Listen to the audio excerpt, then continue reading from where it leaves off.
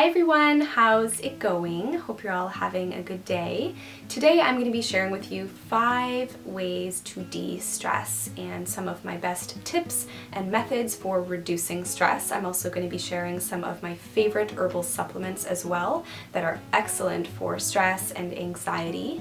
And a big thank you to iHerb for teaming up with me on today's video. So they are sponsoring this video today. And let's jump right into it. Here are 5 ways to de-stress. My first tip is a really big one, and I think it's something that we all are aware of, we all know, but we often don't prioritize, and that is to unplug from the digital online world. And as much as the digital world has so many advantages for us, I mean myself, it's a big part of my life obviously, it unfortunately can really stress us out as well. Whether it be feeling that constant need to check notifications or our emails, or whether we are, frequently comparing our lives to others on social media. It's all about taking breaks from it from time to time and really recognizing when we need to kind of put our phone down or put our laptop away and unplug and get outside even. I've really discovered more and more in my life how just simply being outside or just simply stepping outside has such a big impact on my mood and my state of mind. Even houseplants are a great way to spend some time with those natural elements around us. I absolutely love my houseplants. And speaking of the natural world, there are a few herbs as well that are really, really good for stress. So I have 5 different herbal supplements that I want to chat about today. All of these herbs are from the company Nature's Way, and you can find them on iHerb. iHerb carries over 400 Nature's Way products. I will leave links in the description box below for you to check out each of these herbs that I mentioned. iHerb's basically an online health food store is how I would describe them best. They also ship to over 160 different countries. They offer support in 10 different languages. They're excellent. So the first herb that I want to talk about is holy basil. Holy basil is by far one of my favorite herbs for stress, for reducing stress. I've taken it many times in my life. It's a gentle way for you to calm the nervous system. Another excellent one for stress is ashwagandha, another favorite of mine. So ashwagandha is known as an adaptogen, which means that it helps us to adapt and cope with stress.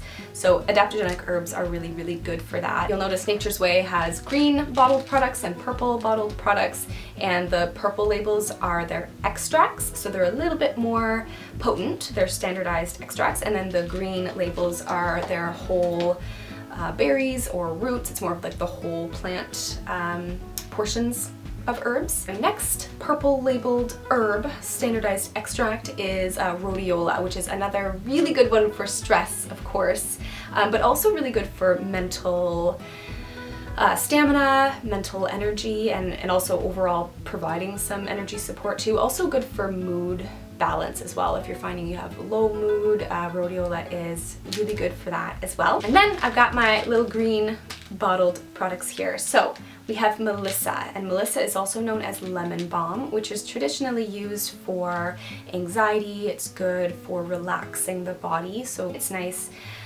In the evening you can take lemon balm or Melissa, and then also Schizandra, which is another really great one specifically for our adrenal glands, which our adrenal glands are responsible for our stress response, our fight or flight response, and this herb here, or this fruit I should say, is very good for helping to support our adrenal glands. Again, if any of you guys want to check out any of these herbs, I will have the links below for you guys to read more about them and learn more about them. My next point is to do your best to be present. So you may have heard of the saying, if you are depressed, you're living in the past. If you are anxious, you're living in the future.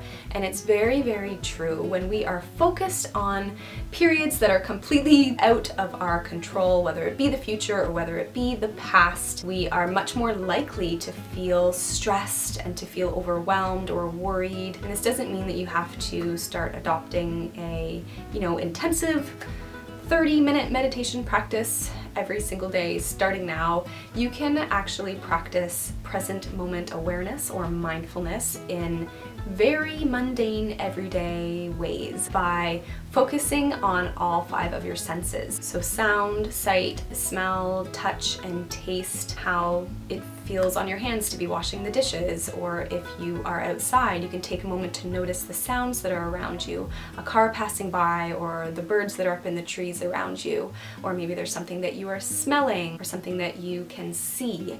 It's just about those little moments where you can focus on the present moment that can really help to reduce stress. My next point is laughter. So you may have heard before that laughter is the best medicine, and it turns out it actually is a really fantastic form of medicine, basically. There are many studies that have shown that laughter, like true, genuine laughter, can reduce cortisol levels in our body, which is one of our stress hormones. I think we overlook just how powerful it can be, and having that sense of humor and having people around us who make us laugh, or doing things on a regular basis that make us laugh. But aside from that, I also want to mention the importance of finding the humor in the everyday mundane things that happen to us that we tend to more likely stress about, whether it be, you know, a mistake we made, or some sort of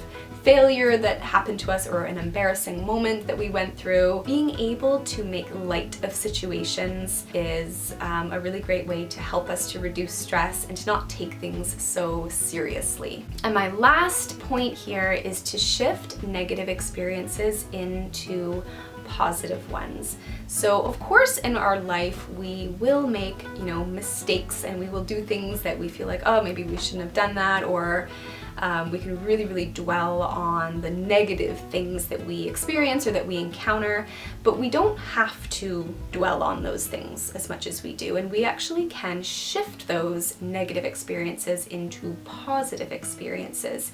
And one of the ways that we do that is by thinking of how we can learn from the things that we go through. Some of my favorite questions that I like to ask myself if I've ever gone through a really stressful period, or something frustrating has happened to me, or something that's really bringing me down, is what can I learn from this? How can this experience teach me something?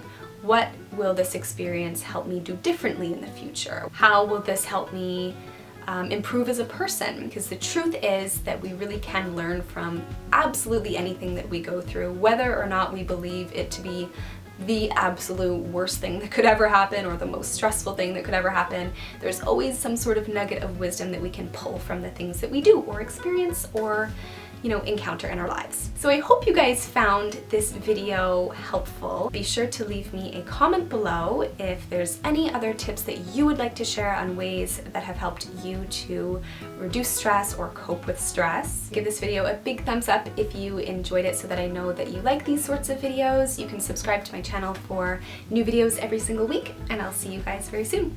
Bye.